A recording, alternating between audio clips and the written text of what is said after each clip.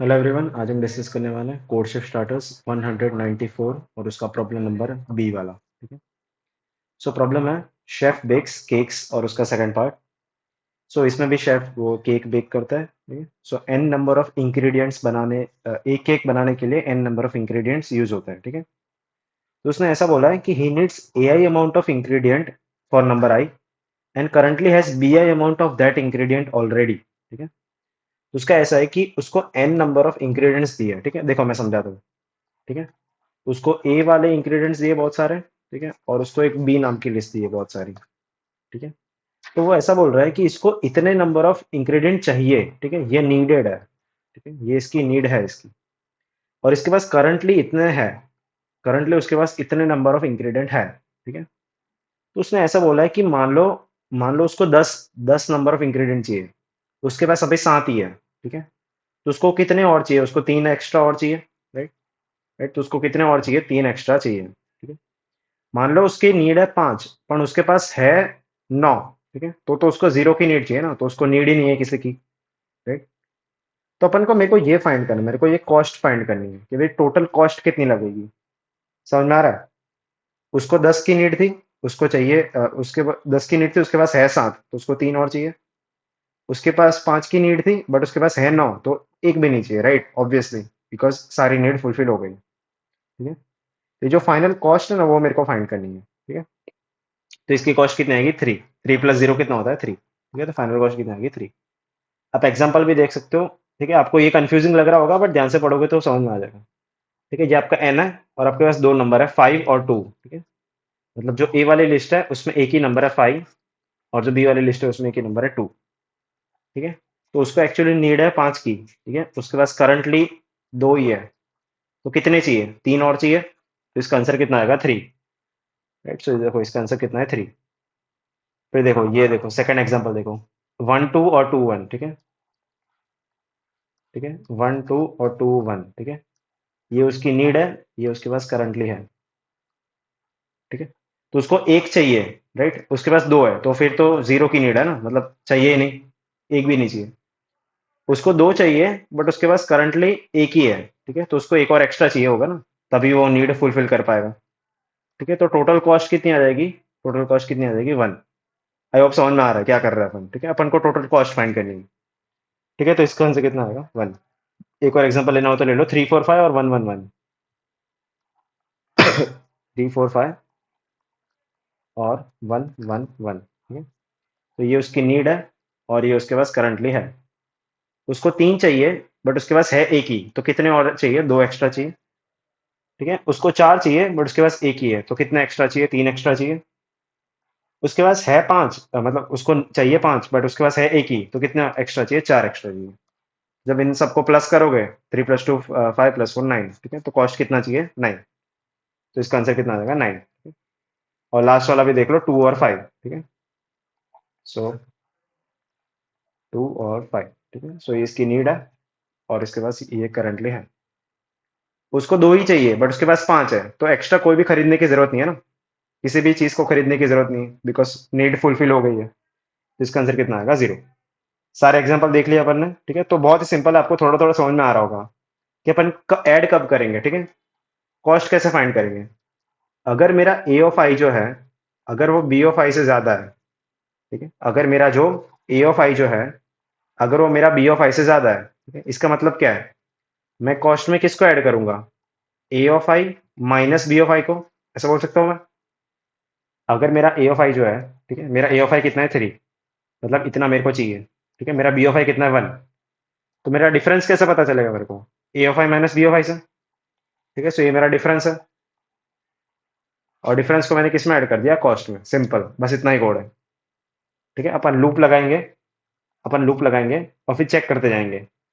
अगर ए ऑफ आई बड़ा है बी ऑफ आई से, उसका मतलब है जरूर है मेरे को। ठीक है। तो उसको मैंने कॉस्ट में ऐड कर दिया। बहुत ही सिंपल। ठीक है। कुछ कोड नहीं है। ठीक है। बस आपको ध्यान क्या रखना है कि इनपुट फॉर्मेट का ध्यान रखना है। सबसे पहले एन को इनपुट लेंगे। फिर सबसे पहले पूरा ए नाम का एरे है और फिर पूरा बी नाम का एरे है। ठीक है। पहले पूरा ए नाम का एरे है फिर बी नाम का एरे है। ठीक है। पहले पूरा ए नाम का एरे है फिर बी नाम का एरे है। ये पूरा ए नाम का एरे है, ये पूरा बी नाम का एरे है। ठीक है। बस इतना ध्यान रखना है और कुछ नहीं है। और फिर बस कंपेयर करते जाएंगे। ठीक है।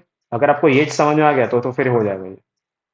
आई होप समझ में आ रहा है, कुछ ज़्यादा कुछ था ही नहीं ना कॉम्प्लिकेटेड, अपन को सिर्फ कॉस्ट फाइंड करनी है, और जो भी डिफरेंस है उसको अपन कॉस्ट में ऐड कर लेंगे, ठीक है। तो इसका कोड करते हैं, देखो।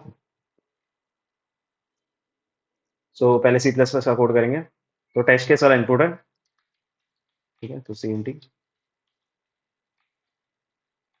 सबसे पहले इनको इनपुट लेंगे, और फिर दो एरे बनाना है अपन को, ध्यान से देखना। एक ए नाम का एरे बनाना है, और एक बी नाम का एरे बनाना है, ठीक है। आप एरे बना सकते हो, वेक्टर बना सकते हो, फर्क नहीं पड़ता। सबसे पहले पूरे ए को इनपुट लेना है, ठीक है, मैंने बताया ना, पहले पूरे ए को इनपुट लेना है, ए ऑफ आई, ठीक है। फिर वापस लूप लगाएंगे। आई होप आपको दिख रहा है क्या कर रहा हूँ मैं, जूम करता है, ठीक है, अब दिख रहा है बेटर, ठीक है। फिर पूरे बी को इनपुट लेंगे, ठीक है। सो ये दो एरे को इनपुट ले लिया, पहले ए को इनपुट ले लिया, फिर बी को इनपुट ले लिया। अभी मेरे को क्या फाइंड करना है, मेरे को कॉस्ट फाइंड करनी है, ठीक है। सो ये मेरे को कॉस्ट फाइंड करनी है, तो क्या लूप लगाएंगे अपन, क्या चेक करेंगे कि अगर ए ऑफ आई जो है, अगर वो बी ऑफ आई से बड़ा है, इसका मतलब मेरी जो नीड है वो मेरी करंटली से बड़ी है। जो मेरी करंट नीड है वो करंट से बड़ा है, तो फिर मैं कॉस्ट में किसको ऐड कर दूंगा, A of I minus B of I को, बस इतना ही है। और फिर लास्ट में जाके कॉस्ट को प्रिंट कर लेंगे, ठीक है, सिंपल। ठीक है, सो रन करते हैं, बस इतना ही कोड है, ठीक है। अगर ए ऑफ आई बड़ा है तो कॉस्ट में ए ऑफ आई को ऐड कर लो, ठीक है। सो 3190 सबमिट।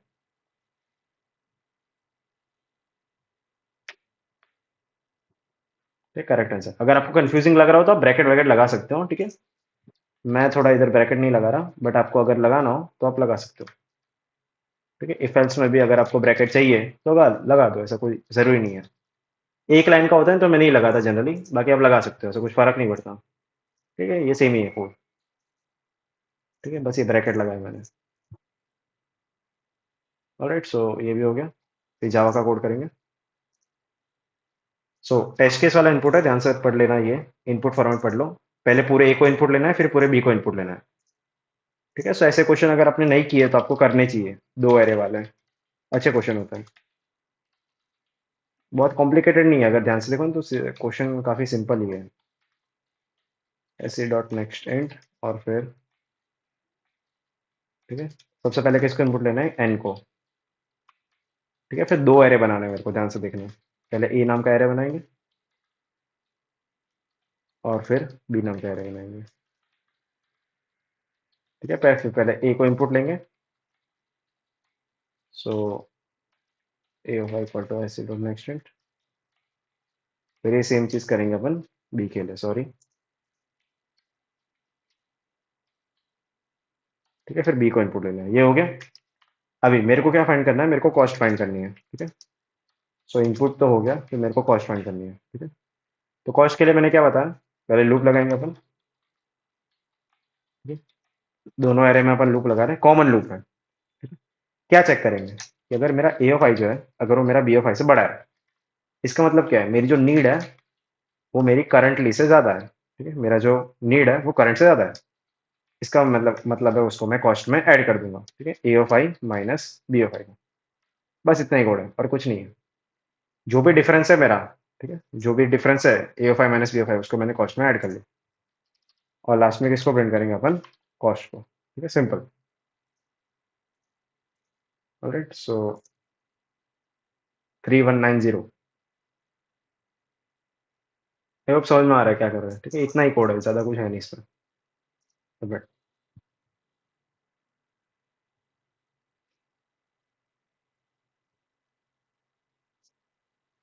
ठीक है, करेक्ट आंसर। ऑलराइट, सो अगर आपको ये लॉजिक समझ में आ गया तो फिर कोड हो ही गया, ठीक है, मतलब यही कर रहे हैं।